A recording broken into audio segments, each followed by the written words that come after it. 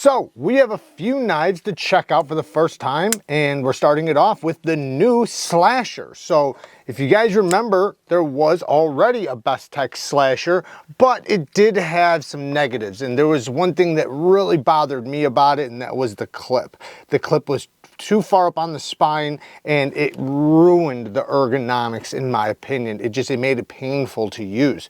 You could choke up, but great. It was a good sized knife, and to be honest, this thing is rock solid. The action's good. There was a lot of great things about this, but that clip just ruined it personally for me. Now we have a larger version, and they fixed the clip. They put a wire clip, they lowered it a little bit. It would have been cool if they centered it, but I'll tell you what, massive difference. This is much more comfortable. The ergonomics are still really good. But like I said, it is obviously larger too, which will also improve the ergonomics. So very comfortable. And then we have this beautiful sheep's foot blade still. Nice swedge down the spine, D2 steel. It is coated, so you're not gonna have to worry about the corrosion as much, with D2. And then the handle on this example is a blue micarta. Good quality micarta, decent quality micarta at the very least.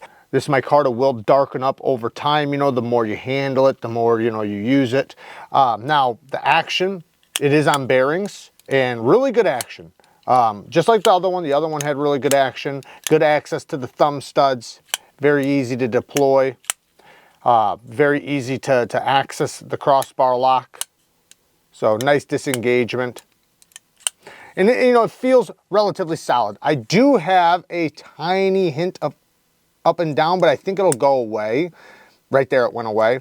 So that makes me believe or think that I just need to use it. A lot of times with crossbar locks, you gotta be careful with checking them from up and down, and then it having a little tiny bit and then saying it has up and down, because in a lot of cases, it's just for the moment, and just, keep opening it, and the block bar, because, there's pressure from the Omega springs pushing up on the bar.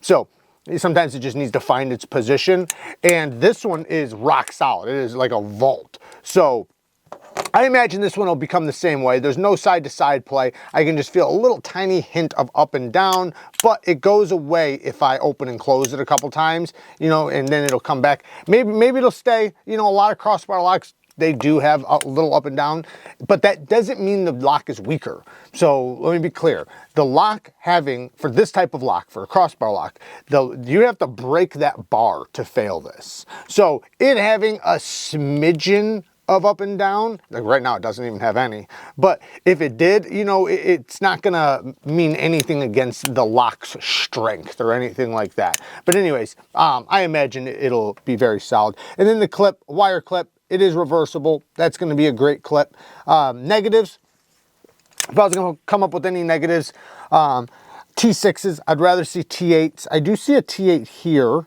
and for the pivot, but then the body screw is a T6. I don't know why they didn't just do T8s all the way around. That would have been a lot better. Other than that, the only other thing I could maybe slightly nitpick about is the plunge grind. This one, they did the same thing. It's not bad, so I don't want to make it seem like it's bad. It's just, it could be better. The plunge grind, you have a few good sharpenings. It's thin behind the edge, so honestly, you probably got more sharpenings than you'd think, but it's just, personally for me, I prefer the end of the plunge grind to be farther back and be farther away from the edge so that you have tons of life to sharpen off. This one still has life, so it's not really a bad, it's more of a tiny nitpick of preference. But all in all, super solid, really cool knife. This is a good one. This is a great one. And I imagine that this would be a phenomenal tool for a lot of people. Now the next one is the RUSS from GRAMBEAU knives. Now this one is the one in MAGNACUT. Now this is not available yet, but the pre-orders open up December 7th, I believe. So December 7th, this will be available for purchase, or at least for pre-order. Now this does have a hollow ground drop point blade, beautiful blade, nice stone washed finish, nice thin geometry. It's robust and thin at the same time. So, it has a decently thick blade stock, and then it has a hollow grind where it gets down to, a decent cutting edge. Then you have a titanium It's a titanium liner lock, but check this out. So it's titanium on this side with this beautiful milling. Love that milling. Then it has titanium on this side. Well, then it has, if you can see, it's got this plate that goes over the top. So the liner is still connected. So technically, it's kind of a frame lock still. But what they do is they cut out this side right here so you can put a plate over it to make it basically a liner. So it is relatively thick, so you could say it's kind of a hybrid between a frame lock and a liner lock. Really cool the way they did it. And then you can see how he put that little flat spot under the clip, so it's gonna be nice and smooth going in and out of the pocket. Lots of milling on the inside, so lots of weight relieving. The access to the lock bar, very comfortable disengagement. I love the sound of the lockup. You can hear it. Nice, strong lockup. And then the thumb studs on this are, whoo, they're so good. Some of the best thumb stud action I have felt in a while. It is so, so good. You have great, you don't even need more access. Like this has perfect access to the thumb studs. The detent is very well tuned for a thumb stud deployment. Easy reverse flick. You also have the front flipper. We'll talk about that in a second. But the thumb studs have tons of texture around it. So it's very natural. Like it's almost like it's such a rapid deployment, man. These thumb studs are so good. Yeah, really, really good thumb stud action. Then you have the front flipper. Now the front flipper, it works. It works well, but it could be better. So I can do all the little tricks with it. You know, the detent is perfectly well tuned for a front flipper, but it could just, man, all it needs is more jimping. So never stop the jimping before it gets to the top. Put jimping here, here, and here. Now the thing is the stop pin's right there. So the jimping might land where the stop pin is. So what I would say is, just, you know, give me 2 more jimps. Give me 2 more jimps and then leave a little space between that. I mean, if you can, otherwise, you know, move the stop pin slightly or something. That would be optimal. Or, you know, just put finer jimping. This jimping is a little bit spread out. Put the finer jimping so that it allows you to get smaller jimping all the way up and around, and then you'll still have room, you know, between the stop pin. But, you know, stop pins like that, the reason why I recommend for stop pins to not be like this is because it also goes right there. So if I ever wanted to cut in a finger choil or my own sharpening choil, which I probably would on this, I can't because the stop pin is there. So if I'm going to go over some nitpicks right away, that would be, you know, a nitpick. I wish the stop pin was an internal stop pin or just moved. But the front flipper, you know, front flipper could have better jimping, but it works well. It works just, you know, works just fine, but it could be better. The ergonomics are super duper good, man. Really, really good ergonomics. Great pinch grip, great reverse grip. Every grip is going to be good, even the gas station knife fighting grip. So the clip, super smooth in and out of the pocket, no problems with that. TA hardware, and I do like how he's got the see-through hardware. Kind of like Poltergeist designs. They're known for doing that. So all in all, what a great knife, man. Good quality knife. The MAGNACUT supposedly heat treated between 61 and 63, which, you know, is good. I prefer 63 to 64, but, you know, if you're 62 to 63, you know, that's at least, you know, that's decent. That's good. And by the way, any of these little details I'm mentioning all are subject to change. This is still a prototype, but I will say that it would be a good idea to put a reversible clip because this thing is so good left-handed that, you know, seeing that it's a liner lock in the way it's done, it almost seems intentional, like it was made to so you didn't lock yourself out, you know, with death lock, putting pressure on the lock bar. So, which is what lefties are always, you know, complaining about or having problems with. So that'd be cool if, you know, it was lefty friendly as well as far as the clip, because the, you know, the action is definitely lefty friendly. But yeah, really, really awesome. The only, like I said, the only things I would say as far as nitpicks goes, I wish the plunge grind sharpening choil was better, because you can see the plunge grind starts here and it ends almost at the edge. It needs to be backed up. Give me some sharpening, because when I go to sharpen this, I'm only going to get a couple more sharpenings in, and then I'm going to start creating a smile. I can tell it's already had a fixed angled edge put on it.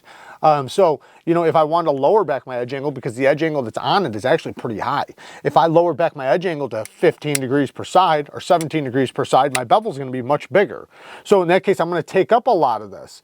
So that's my one nitpick. And then the other thing, jimping on the front flipper could be better, could be finer and all the way up and around. And then the stop pin, you know, it lands in a place to where I can't cut in my own sharpening choil. But if it comes from the factory good, I wouldn't have to worry about it, right? Then I don't have to worry about ever cutting in my own sharpening choil because it's already done from the factory and it gives me plenty of room to remove steel.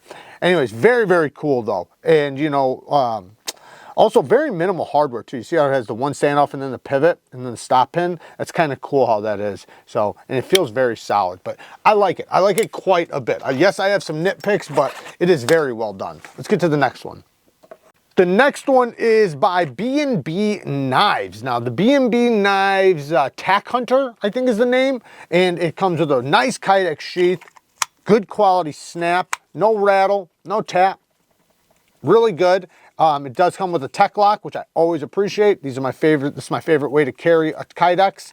And the way these sheaths work is you have these spacers right here where you can change it for, depending on how wide your belt is, you can change this, you know, the spacing between it. And then it snaps in and you can lock it. So now it can't push and open up.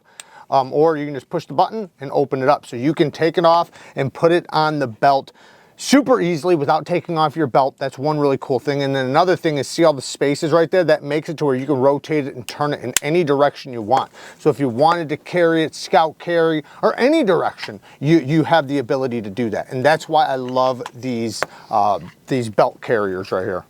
So the Kydex sheath, really, really good. Then you have a little hunter. So it is a very, very comfortable little fixed blade. Now, you could use this for basic EDC, or it could be a nice little hunting knife, and this feels like it'd be a great hunting knife. The thing is that it is thick, so I would say that this is a robust little multi-tool. This is something you could do some light-duty prying with. You could definitely, you know, use it just to open things up or to skin deer or whatever. And being a fixed blade, this would be exactly where it probably feel comfortable. You can get a full grip back here. It is tight, but it feels very comfortable when you choke up into that front choil area. Super duper comfortable. Even, you know, in the reverse grip, every grip is very comfortable. This is a cool little fixed blade. However, my nitpick, oh yeah, also it's full tang, D2 steel, flat grind. So, you know, the flat grind, because it's such a thick blade stock, it doesn't get down to the thinnest edge, but, you know, it's a fixed blade. So I'm not mad at that. That just means you could be a little bit tougher on it, which in a lot of cases, people probably would be. But if you lower back your edge angle and you put a low edge angle, this would be very slicey. So if you were gonna skin with it and do things like that, I would say drop your edge angle down to 17 degrees per side, maybe even 15 degrees, and make a nice big edge bevel. This thing will be very slicey. Oh my goodness, you'll be skinning like crazy. Anyways, nitpicks. The negative thing that I have, I really only have one thing, and it's the price. 90 bones. I do think 90 bucks is a little bit overpriced. It's not horrifying. There's a lot of folding knives in D2 steel that don't come close to this price. So I know it got the Kydex and the tech lock, so I'm considering all that, but I personally don't see for me, I think it's, you know, it should be like a $70 knife, $65, $70 knife. You know, you can get D2 folding knives right now for 20 bucks.